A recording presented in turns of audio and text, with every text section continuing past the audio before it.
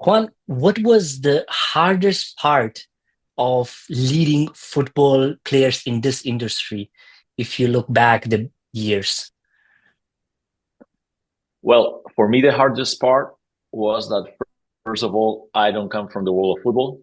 So I had no knowledge of how football works locally, nationally, or internationally. I had the same uh, information that in general people have when they read books, when they are going to get into the newspapers, when they're going to watch TV. But then what's behind the scenes is completely different. So I've been making my steps with patience and with a lot of effort. And well, I'm now happy to be here and to being able to be the CEO and president of a brand that is getting noticed more and more. Mhm. Interesting. Before we go into this, the academy and also your role as a CEO, let's go a bit back. Where did your career started in the first place? Well, my career, I would say that from the beginning, uh, when I was a kid, I had just a few things during my year. Like for example, for Christmas, I used to have just one present, or I didn't have a lot of material things. So everything with every time with the things I used to have, I needed to say, "Hey, I've been playing with this toy for probably 6 months. What can I do with it?" So Mm, I was trying always to create something else or to give a think about, "Hey, how could I play differently?" So that made me being able to be more creative, and that's why I've been always loving creating things and promoting new things. So the first time I was able to create something by myself was already when I was in France. I created a association that was for people without funds to be able to learn Spanish in France at the same time they were breakdancing. So I created projects in schools and all that. And that's when I realized, hey, I love doing this not only when I was a kid, like creating new paths and all that to be able to do new things, but to offer it to people. And that's how I start with everything. interesting, very interesting. You had also a lot of experience like living in different countries, right? And what would you say, what was like one of your like best experience in a country, and what do you also learn from being in this country? Well, the best experience from all the countries I've been to is the same, was just being with the people from that country. So I was going either by myself, moving around the world, or with groups, but I always wanted to learn more about the local culture, the language, how people think over there. Why do they think like that? What's their history and all that? So that's something that is really important, because if you want to make the step to get out of your comfort zone, it's not to be in your small bedroom and do not move. Like the step is to go and meet people, go and probably not only from the country you are going to, for sure you're going to meet people from other countries. But what I see that a lot of people do is making the same mistake of, hey, I go abroad and I'm going to look for people from my country. Why? Because they're going to feel more confident. They're going to feel like a less scared. I understand that, but I encourage people to make that step and try to meet local people. Yeah, that's a very important point.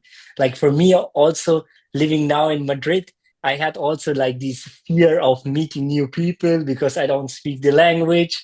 And you're right, but like the development is much better if I force myself to get involved with people they are here. Mhm. That's But that's a really important point. When I was an international teacher, I used to tell the students that I had, because they were already uh, at the last year of high school, getting ready to go to the university. And I was telling them, hey, I'm going to teach you Spanish as if you were a little kid, like a really little. Why? Because you don't think that much. You just listen and repeat.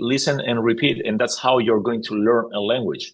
So the learning, the biggest, person that is against your learning is yourself, because you think, Mm. I'm not going to be able because of this or because of that.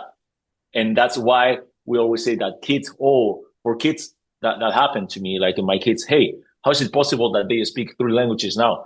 You cannot talk to them in three languages. And I was saying, why? Why not?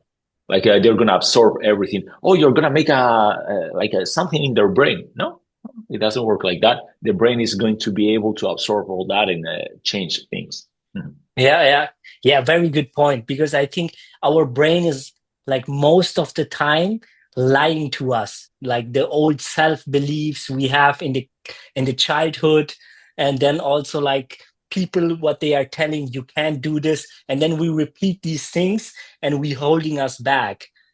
Yes, mhm, Yeah. for sure.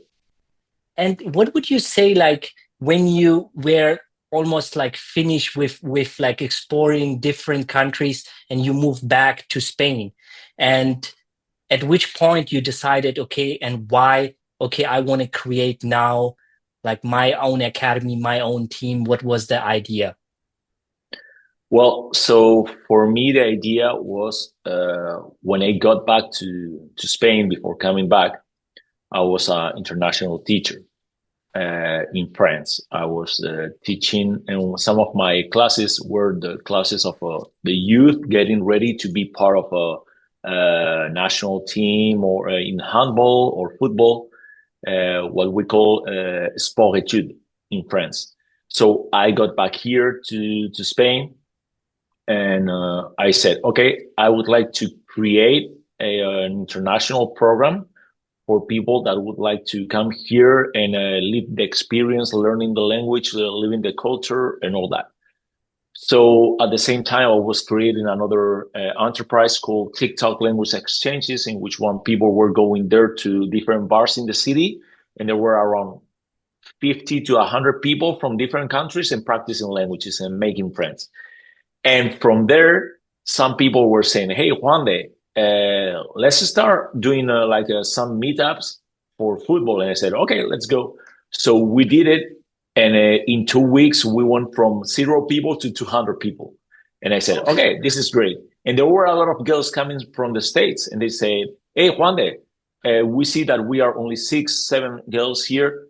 Can we compete?" And I said, "Okay, let's wait. Let me think about it." So I did a study market, and I saw that there were no club for women. And I created Inter Granada at that point. That was in 2020 during COVID as the first 100% women's club in the city of Granada. So I created it, and from there we've been growing for the past 5 years. That's powerful. How was like the resistance also? Because like when you started, and what was like the people telling to you, like, hey, can you do it or can you don't do it? What was like the resistance? Well, the first thing was we couldn't get out of our houses. So I said, how can I recruit online? So I was contacting a lot of people through Facebook, contacting friends and all that. A lot of people also that were friends of some of my friends. And they were telling me, hey, Juan, that the global project you've got, you're not going to be able to make it. It's really hard. You're not going to be able if you do this, that, and that. And I said, okay, hard. That doesn't mean that I cannot make it. The thing is like, in general now in this society in which one we are right now, we want results from one day to another one. And I said, I am looking for a project long term. So I sat down and I said, okay, let's see in 2 years, 5 years, and 10 years. Now the 5 years are done, and now we are in the last part that are the next 5 years. So I said, hey, let's do it. And here I am. So growing and making it happen with a lot of passion, a lot of patience, and a lot of trust. Mm. Yeah, I think that's very important what you said right now because thinking not only short term, but in the long term. And there's like a quote who goes, a man who can think in decades, he's a dangerous man. Because as right now we are living in a society, we can have everything very fast. And it's then harder for the younger generation to think for the next 10 years. And which Yes. kind of advices would you give for young entrepreneurs? They're starting out and having a dream, but it doesn't work as they want, how they can push more. Well, what I would say is to keep trying, to keep trying, probably not with the first idea they've got, but probably with another one. And before this enterprise, I had others and I closed them up. And probably I'm going to open new ones. Who knows? You know? So the thing is, you need to be constant, like every day, like ant. Like every day, you're gonna take boom, and work and work and work every day, every day, constantly. For example, I talk to people and they said, "Hey, Juan, how's it life as an entrepreneur?" And I said, "I'm exhausted. Since I got back from France, 8 years, zero holidays, every day working, probably from another country and all that, moving, but working. Okay, and but every day, 365 days for the past 8 years.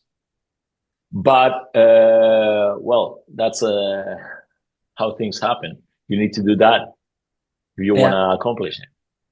Yeah, yeah, I think that's very important because it's important to say what is really look like. Because oftentimes people see, for example, they see, oh wow, Juan has like his own team, his manager, he has like this so much freedom, right? But they don't see like you are constantly working on that and for Mhm. years. And what are you sacrificing? How important is the role also to understand that you have to sacrifice also something to get greater things. You just said a word that is taboo in this world. There's sacrifice. You know, now people say, "Hey, don't say that word. That's negative." And I said, "No way. Like, how do you think you are where you are? Because somebody in your family probably sacrificed something. You can sacrifice time. You can sacrifice love or family. You need to move, you've got your girlfriend. You need to move to the other side of the world, or you cannot go with your children to the school because you need to leave earlier. So those are sacrifices, and not everybody is ready to make sacrifices. Not everybody. But then those sacrifices, it's important to communicate. Like every time you're going to do something and it's going to have a repercussion on somebody else, communicate, talk. And that's something else that less and less people do here is they don't talk. And when they talk, it's just to blah, blah, blah, blah, blah, or to complain. Talk, communicate, try to express yourself. That's really important. Mm. Yeah, that's a fantastic advice. And also, like, what I'm interested in is what would you say is the role as a leadership? Because right now you mentioned like talk, right? Communicate your values. And what would you say how important is like being as a leader? Which kind of leader style do you have and go? Like if you don't have a leader in an enterprise, the enterprise doesn't work. That's how it works. Because you need to think that an enterprise is like a body. And in the body, you've got the brain and you've got the heart. What I would say here, the leader is more like the heart that is gonna pump the blood all over the place. And then you've got for me in Inter Granada, and I've got here is the heart. I'm the heart. My colleague, my partner, is the brain. So we're always going forward, and that's how it works.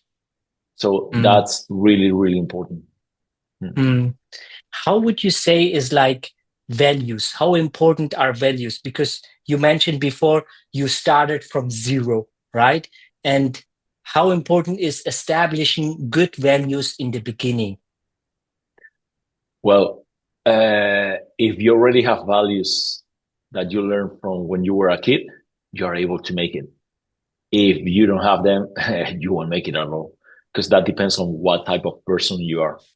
At the end, the company, when it's small, is the reflection of yourself. When it starts growing, can change because you cannot manage everything. But you need to try to translate those values to the people, and that's why having in your mind those values, you need to make to be able to choose the right people that need to work for you. For example, let's imagine you send me your CV and you say you work in Harvard, but you are a little bastard, just like that. Man, I'm not gonna hire you, even though you went to Harvard and you got the best the best grades. Because for me, that means nothing. But let's say you talk to me, you say, Juan, I've done this, I would like to do this, I would like to do that. Thank you. Those words, like now, more and more, like when I go and I see the youth and I contact them, I say, hi, how are you doing? Good. Thank Mm, you. No, thank you. No, no, no, no. Thank you and hi. You won't listen that ever. Good. But who are you? Well, okay. Hey, hey, be careful. I understand also a little bit because we are in a generation in which one everything is with emails, SMS, Instagram, and there are a lot of scams. There are a lot of people trying to say, "Hey, I'm this and that," and but they are lying. So, but even though that, you can always say hi. So that's related to the education you have received, and the education is related to the values, to the morals, and all that. mm. Yeah, that's very interesting because as you mentioned, like with the younger generation, like for me, I have a lot of kids. I'm providing like psychological help, and what I see is often hey, and they say hi, right? Like they don't know how to communicate in a respect way because what they're doing always is like receiving one way. Like they see just like on TikTok only one way, not like back. And that's like I think the struggle. How do you, for example, like in your academy, in this international program, you have a lot of people from like the US come also playing here, learning the language, the experience. What do you teach them beside football also? Okay, so first of all, I work with youth that are 18 and above for the long periods. When they are younger, they can come for 1 month, but we want to work with those that are already grown. Okay. Mm, So we are now focusing mostly on the side that is football. Just so we've got our staff and they train in the mornings, and then in the evening they train also with our club. But in the mornings they train in small groups, okay, and in the evening they train with the Spaniards. So that's why that's what we provide them without telling them. Why? There are a lot of academies all over the world. They've got people from one country and they are just people from that country. That was what I was saying before. Like, hey, you're going to go there, but you need to be with people from the country. That's why, for example, right now, we've got 12 athletes and they are training in the morning together. They are coming mostly from the States, also from South Africa, also from Senegal, um, also from Argentina, well, different countries. And they come in the morning, they are together, but then in the evening, they go and they train with the Spaniards. And they are mm, telling me, this is important. They're telling me, Juan de, I feel lonely. Juan de, I don't know who to talk with. And I said, yes. But the thing is like, you've got the tools, but you don't see them and you don't use them because you need to realize that I cannot be there to tell you everything you need to do. That's part of the growth. Like, let's imagine I go to France. I'm the only Spaniard and I train with French people. And every day I go and go back to my house and go, blah, blah, blah. And I say, hey, I'm not feeling good. Well, it's also my fault because when I go, I need to talk with the people that are from France and I need to try to make friends. So that's what we try to provide. It's not about, hey, do this, do this, do that. Then aside, they've got meetings every 2 weeks. Each one of them individual meetings with a sport director is going to teach them they're going to talk about general things, but mostly things related to football. But then the other part is part of the experience of hey, I'm in a new culture and they are not going to change for me. I need to change for them. And that's a big issue that we're having more and more in the world because we think that when we go to a country, we've got the right to input our thoughts and what we did. No, no, no. You go to the country and you need to do that. That's something we say in Spanish. I don't know if you understand well Spanish, but we say, donde fueres, haz lo que vieres. That means Mm. that where you go, do what they do. Just like that. Yeah, yeah, yeah. Very, very important. Really important that like you have to use the tools they are already existent. If you ignore them, then for sure you will not see progress in this area. Mm-hmm. Yes, Mm, really important. yeah. What would you say was like also the problem with the youth? Like, for example, a lot of players come to Spain. Spain is like one of the best countries in the world for football. How they perceive like becoming a pro? Like, what is your role or like what is your perspective on that topic? Well, that's the hardest topic because let's imagine you are 17 and you come to me or I have contacted you to say, hey, we've got this program. And you say, okay, great. And I say, okay, this is a program in which one you come here to learn, to develop, and everything but what's going to happen depends on you and depends on many factors. So we say, okay, it's going to be like that. But then when you arrive here, you start feeling frustrated because you don't have minutes, because you're training and you think that you are better than the others, but because the way of playing football here is different and all that. And that is a problem that is happening because you already in your mind before coming here, you think, hey, I'm going to be there. I'm going to be the best. But I'm going to tell you, hey, don't you think that if you are 17 and you're not already playing for a first division club, are you that good? And do you think that if you come from a country, let's say, tell me a country, I don't want to say any, tell me one. Let's say USA. Okay, the USA. Okay, coming from a country like in the USA, compare the level of football to Spain. Don't you think it's a little bit too much thinking that you're gonna come here and sign pro?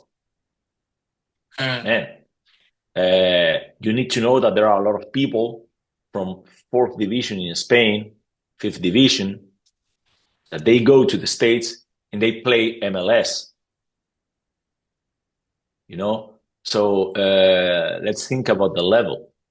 Or players that they are in División de Honor, Juvenil, or Nacional, and they go play NCAA D1 in the States. So, but that's the problem. The problem is that they all think they can make it pro. And what I always say, hey, study a little bit more and you will have more chances to become a surgeon than a football player because becoming a surgeon depends on you. But becoming a football player depends on many factors. But then plus that, becoming a football player, a professional football one, that doesn't mean you're gonna make millions. Probably you're gonna make 1,500 per month. And after 3 months, you're gonna break your knee. And then it's done. So think smarter. Mm. Yeah, I think this message is like very straightforward and Oh, yes. honest. Like, and that's like, I think often like we don't say this message like very direct how it is. Because, for example, like in my case, I have a lot of players, they are in like national academies in Germany, in Swiss. And in this national academy, like for example, I was last year at Real Madrid, there's like a very small percentage from this academy player can make a pro. And then I explain to players like, look, it's good to having a big dreams for sure, but you have to be also realistic to see like where you're playing right now. And you would play in a Real Madrid academy, but it's not guaranteed that you get a pro. There's like so many different factors as you mentioned. Mm. And I think like being also a bit straightforward and to open the eyes can Yes. also develop the player in so Mm. many areas. And also, what does it mean playing in academy? So the thing is like, okay, probably you're gonna play Real Madrid academy. You're thinking about the brand Real Madrid, Real Madrid. But Real Madrid academy, they've got level 1, 2, 3, 4, 5, 6, 7, 8. Blah. That's man. You just need to remember that if you are playing football, it's because you love practicing sports and you love the game. If you forget that, you're done. Yeah. And the frustration, that's something that it's like a really big issue in the youth, in the sports. But part is because of what we see all over the world, what parents also say that's a big issue, and what parents think about their children, and also about what coaches do with them. There are many factors. So we always say, hey, your performance, 5% is what you do with your body and all that, and 95% is what how you can get focused. Yeah, that's true. Yeah, very good. You mentioned right now parents, and what is like, what would you say, how important is the role f- as a parent also to developing like this child, and how is your, because you have also a lot of contacts with parents, like I can imagine, and how is your experience with this role? Well, that's something I try to avoid because, like, if you work more and more with youth, more contact with the parents you're gonna have, and that's something I don't want to have. Like, that's why we're focusing to those that are 18 and above, because there are a lot of parents making mistakes. First of all, go and watch every game of your kid, just like that. Because their kid, they need to make their own steps. Like, okay, you've got kids, you're gonna give them the hand when they start walking, but when they are able to walk already, you're not gonna be grabbing their hand the whole day. You let them go. Time to time, you will grab their hand. Here's the same thing. Because I've seen so many games with parents like yelling at their children or getting disappointed and all that. Just let them do it, you know? Yeah. But then, and the sooner you start letting that go, the better it will be. Because then after that, it's going to be creating like a bad habit from one side and the other side. Like, yes, but I don't want to go anymore there. And then the children is going to say, why is he not coming now anymore? What does it mean? What's going to happen? Can I talk to my dad? No, he's going to get angry because he used to get angry. Or, you know, so that's why I always say communication at home, communication with your kids, communication. And the problem is that now we've got less and less time to do things. So at home, people don't usually eat with their children. They don't Mm, have time. So yeah. how can you talk? But then Yeah. when you see them, you go watch the game and you're going to input everything. Like, I had a really bad day. Oh, you need to do better. Things like that. That Yeah. happen a Yeah. lot. That doesn't mean that everybody's like that, but a really, really high percentage. Mm, yeah. And also, like you mentioned, like people don't have time. I always say it's the question of priorities because we all have the same time amount. It's not something we have. We choose where we want to spend our time. And when we get our priorities right, then most of the time we will go in this direction where we want to go. But oftentimes, for example, people say, yeah, um, health is important for me, family is important for me. And then I asked him, how often do you call your parents? They say, not so often. And like, it's not important for you. Like, don't say that it's important for you. You don't setting the priorities right. What would you say? What is also, you mentioned 95% is the mind. How can like players develop also their mental side of the game when it's so important? Well, I used to be a nurse for 9 years of my life, and I was working with. There was a place in Hélène in France where I used to work. Was a rehabilitation place for people after having accidents. They were tetraplegic, paraplegics, and all that. And I was working with physiotherapists, with the doctors, uh, orthopedics, and also with the psychologists. Okay. And some psychologists, they were telling me that they were having issues in communication because they weren't able to make the first step, the patients. And that's normal because they live something hard, like a car accident or an illness or something like that. So everything is related to the communication. So here, in that 95% of the brain performance that I mean, if you are a player and you don't talk,